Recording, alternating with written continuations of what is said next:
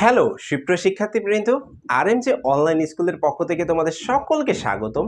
আজকে চলে আসলাম তোমাদের সামনে নতুন আরো একটি ভিডিও টিউটোরিয়াল নিয়ে।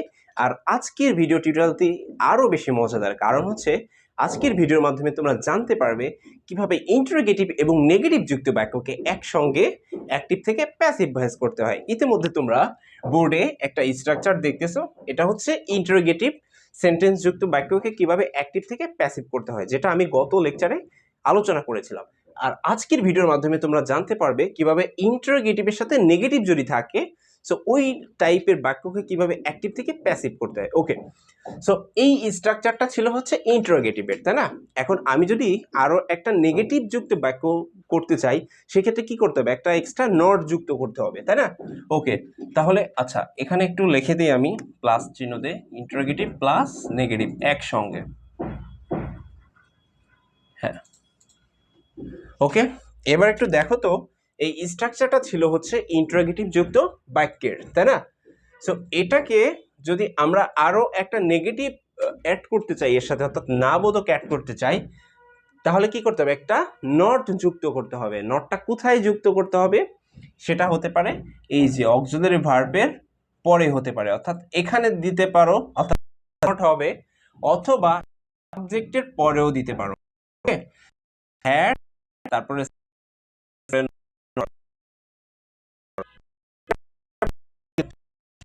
হ্যাঁ। সো আসো তাহলে আমরা দিয়ে দিচ্ছি। আমি কি করতেছি, আমি হচ্ছে সামনে এটাকে নটটা দিয়ে দিচ্ছি হেডের সাথেই। ওকে ওকে, সো তাহলে দেখে নাও, এখানে হ্যাড প্লাস নট প্লাস অবজেক্টের সাবজেক্টিভ ফর্ম, আর বাকি যেগুলো আছে সব সেম থাকবে। এই তো হয়ে গেল। তোমরা ইন্টারোগেটিভ পড়েছো না? হ্যাঁ, জাস্ট ওই নিয়মটাই, শুধুমাত্র একটা এক্সট্রা নট দিয়ে দিবা সামনে হ্যাডের সাথে। সো আসো তাহলে আমরা এক্সাম্পলে চলে যাই। ওকে, এক্সাম্পল ওয়ানটা তাহলে একটু দেখে নাও, অ্যাক্টিভ ভয়েসটা একটু দেখে নাও। ওকে, hadn't she helped me, hadn't she me, আমাকে এটার দেখে নাও, জাস্ট ইন মতোই করবে, একটা নট দিয়ে বসতে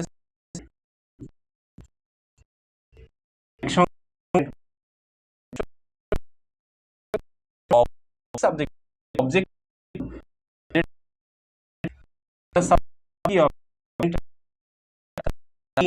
একটা বিন দিয়ে দাও, তারপরে কি মূল ভার্বের পাস্ট পার্টিসিপল। মূল ভার্ব কোনটা ছিল?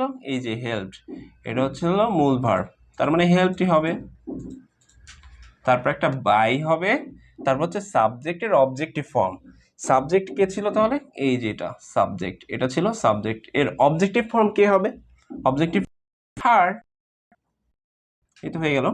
hadn't been helped by, অর্থাৎ তাহার দ্বারা আমাকে কি সাহায্য হয়েছিল না।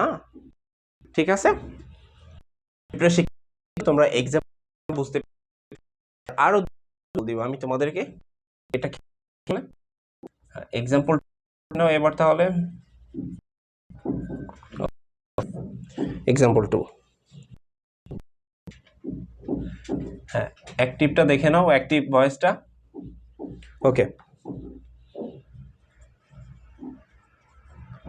hadn't he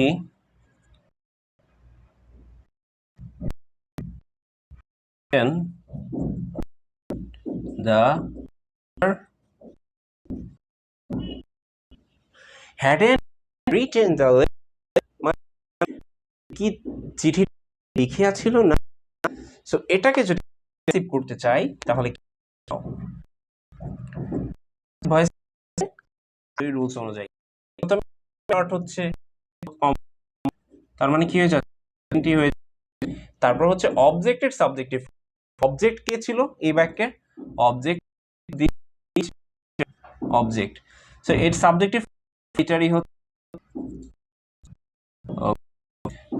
একটা বিন, নেক্সট হচ্ছে মূল ভার্ব পার্টিসিপল মূল ভার্ব এই যেটা এটা হচ্ছে ভার্ব বা মেইন ভার্ব সো এর past participle written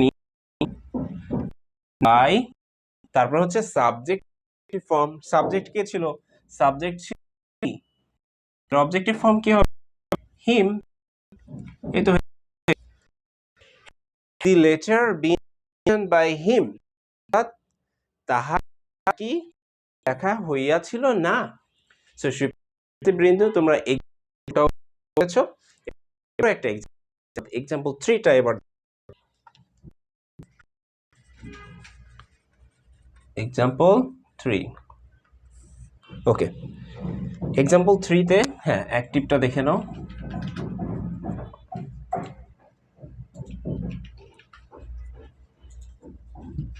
hadn't I called him I called মানে কি আমি কি তাকে ডাকিয়াছিলাম না প্যাসিভ কি হবে কেন প্যাসিভ হ্যাড নটই হচ্ছে সো এটাকে বসায় দাও hadn't নেক্সট হচ্ছে অবজেক্টের সাবজেক্টিভ ফর্ম অবজেক্ট কে ছিল এই বাক্যে অবজেক্ট ছিল হচ্ছে